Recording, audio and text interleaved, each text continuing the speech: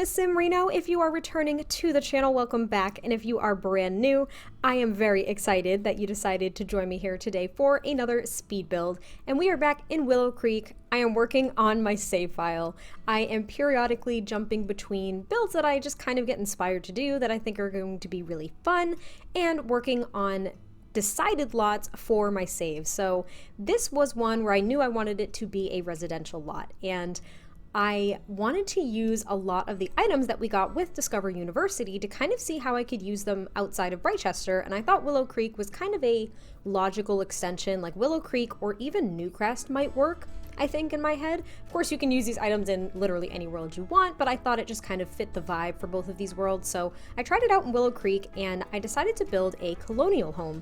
And this is called the Crumplebottom Colonial. So if you have been playing The Sims since the dawn of time, you know about like maybe Agnes Crumplebottom or just like Mrs. Crumplebottom, and she was always like this crotchety old woman, like this NPC who would just walk up to your Sims and like hit them over the head with her purse if they were doing something that she deemed inappropriate. And there is like this whole history of the Crumplebottom family, I believe from like The Sims 2, probably like The Sims 1 and The Sims 3 a little bit as well, but like mainly The Sims 2 is where there's like a long history and a very dedicated family tree.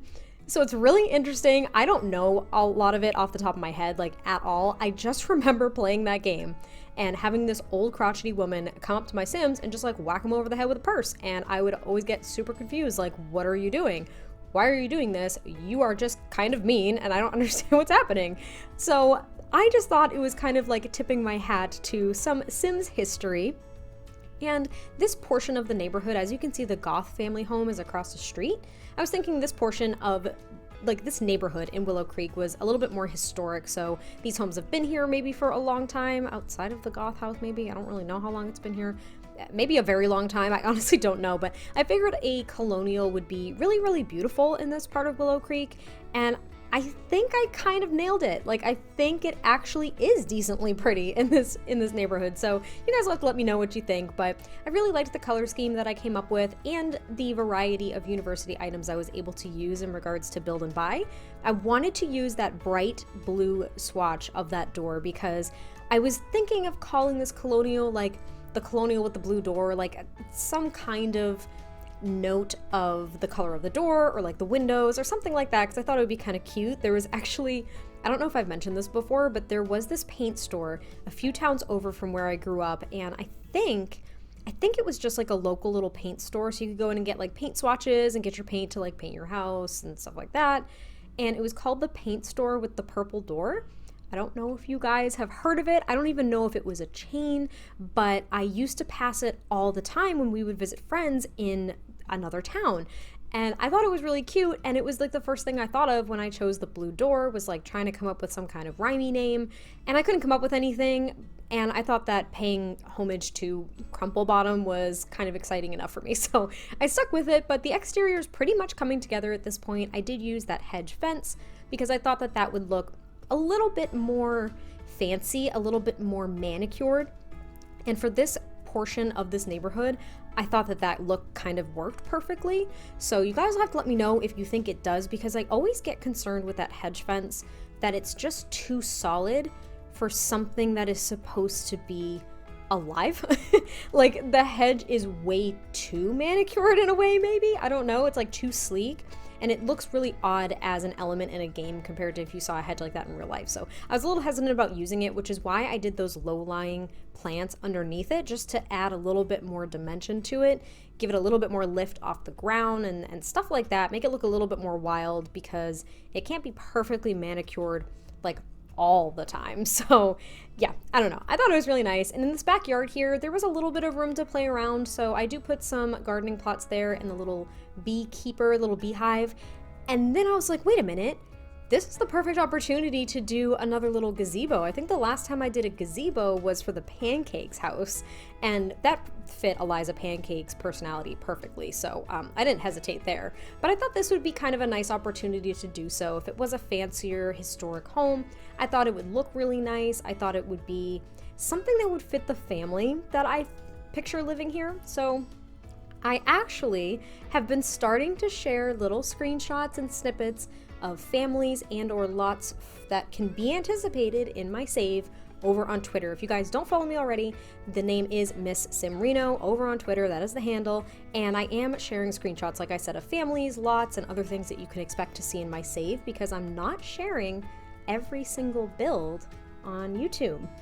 I'm just not, because I actually started working on the save way before I even had a YouTube channel. So there are a lot of things that weren't filmed, and there are some things that I honestly just want to be surprises for you guys, because if you already know everything that's in there and I make my builds available after I build them and share them on the channel, then it's not gonna be very exciting if you've already downloaded all of them. Do you know what I mean? Like, why even bother downloading the entire save file then? So there are a lot of things that I am not sharing that are going to be exclusive to the save, and you guys will have to check it out whenever it's ready.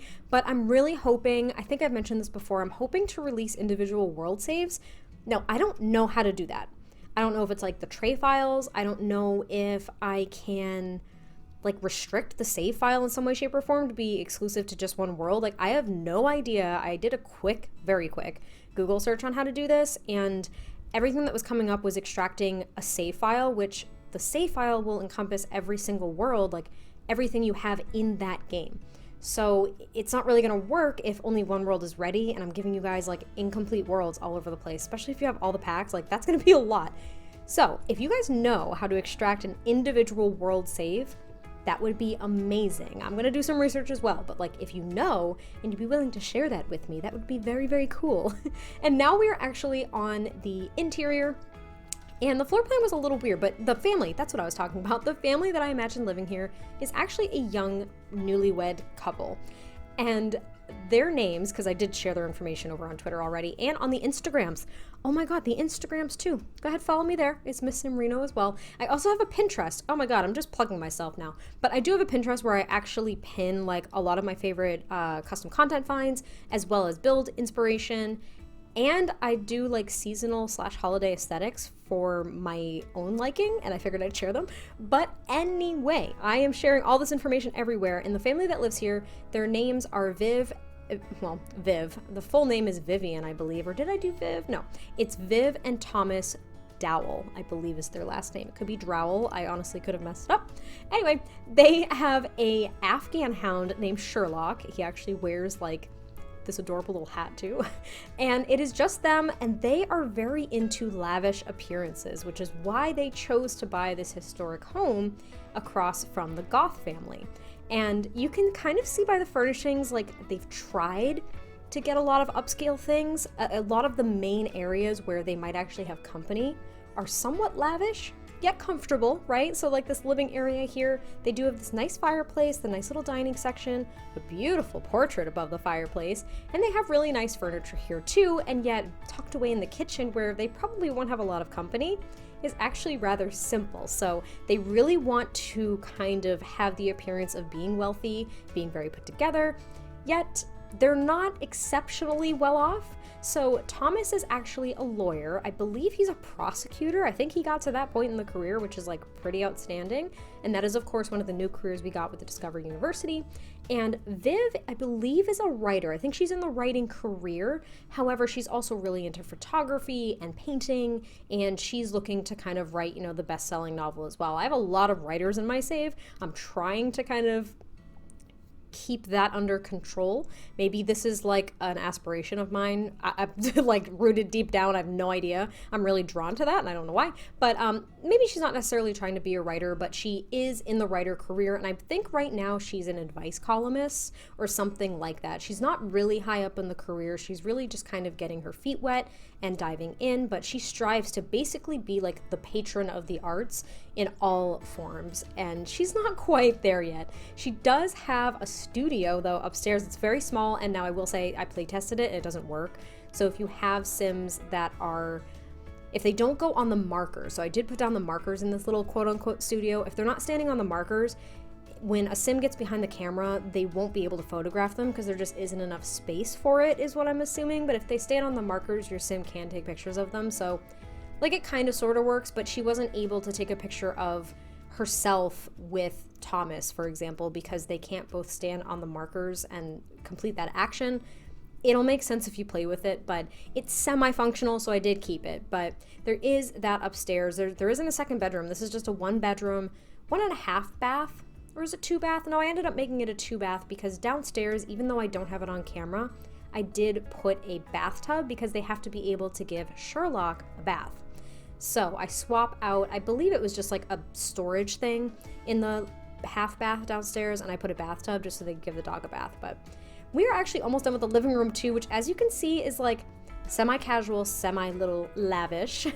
And I'm thinking that they didn't get the floorboards redone when they bought this home too, because it is a historic home. So like they put this tile in the kitchen, they got all new appliances and countertops and stuff like that. They have all this beautiful furniture. I think the wallpaper was somewhat restored, but not replaced entirely. It's stuff like that that I'm trying to add to the backstory for them, where they really, really, really want this beautiful, extravagant home, but like they're just not there yet. And they also think that the Goths are like pretty peculiar, and they think that the house is really ostentatious. Like that's the vibe that I kind of get from them, that they just really kind of don't like the Goth family. Kind of like a mixture of like not liking them and being really intrigued by their family, their family's history, and that home altogether, because it really does stand out in this neighborhood and in Willow Creek. All in all, it really does stand out. Like I feel like everyone in Willow Creek knows about the Goth house, and they're all a little intimidated by it. And I think that the Dowells here are also included in that group, but they wanted to make this bold move of like, we're gonna move into that historic colonial across the street, and that's gonna give us some status in this community. I think that's their goal. They not only want to keep up with lavish appearances, but they really want to gain a higher status in Willow Creek and really be seen as, I don't know, like high society. Like that is their goal. Like I don't know. I think they're really interesting, and I kind of played with them a little bit, obviously, to get them to the point that they're at for my save, but yeah, they're kind of interesting. I really like Viv, and I actually like Thomas too. He looks a little grumpy in the screenshot that I posted over on Twitter and Instagram, but I don't think he really is at all. I think he's actually a romantic, if my memory's serving me correctly. So he's head over heels for Viv, and Viv is just like this free spirit that you can't wrangle, but she also is trying to stay somewhat controlled for the sake of what they'd like to do appearance-wise and status-wise in the neighborhood. And I don't know if you guys could just hear that, but I think my cat found a spider. Welcome to the voiceovers, everyone. There's always a cat noise. You would think that cats might be a little bit quieter than dogs even, but no, they're loud and they do silly things all the time. So we are actually upstairs now, and I really like their bedroom. So it's kind of interesting as well, because there are 3 fireplaces in this entire house, which is pretty insane. I think for most colonial homes, I have noticed that there are at least 2 kind of like smokestacks or chimneys. That's the word I'm looking for, or chimneys. But this actually has 3 fireplaces, and only 2 of them are actually in one of like the chimney areas. I don't know. But I really liked it. Or actually no, all 3 of them are. Yeah, they all are. But I really liked it. I thought it was kind of a notch up. Like it brought them a notch up in their decor and the extravagance of the home, even though it's not like huge and like overly fancy, if that makes any sense. And I really like their bedroom. I really love the idea of lighting a fire and falling asleep and letting it warm the room.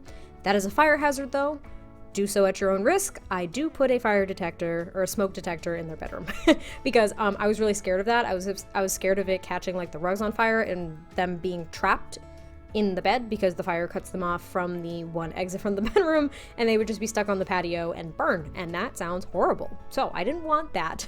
And now I'm working on the master bathroom, which I was able to use this Realm of Magic shower, which last time I used it was my spellcaster family home, I'm pretty sure. I have not used it since because it is, like the intricacies on the glass etching is like really pretty, but it seems pretty fancy, so I don't get to use it in a lot of builds. And now I'm working on the office. There is a computer, another fireplace, and a few bookshelves, as well as in the room on the other side of that archway there is the little photo studio, which I really liked as well. And it's not really that decorated, to be honest. Like, there wasn't a lot of room when I realized it, but the office is really pretty. I really liked using this bookcase from Discover University. I think I ended up using the taller one, not the super tall one, but like the medium height one ish, because it had that really kind of fancy woodwork on the top, and it was really elegant looking. That's kind of the word I was looking for. It's really elegant looking, so I was really excited about it, and I really liked it. And I did want there to be like a little love seat here instead of just the chair right in front of the fireplace. And it's just kind of like a cozy little space for either Tom to work on, Thomas, however you want to say his name, to work on maybe like pieces of legislation. I don't know if he's down that branch, or just work on filing or cases or whatever. But it could also be a place where his wife Viv works on writing, whether it's columns or books and stuff like that. And here's our little photo studio, and that's actually like pretty much it for the build. I hope you guys like this. This is my first voiceover in a while, so it was a little rambly, but who am I kidding? They always are. But I can't wait to hear your guys' thoughts on this. I really hope you enjoy it, and I can't wait to continue sharing more on my save file as it develops. And I will talk to you guys next time I post a video. Bye!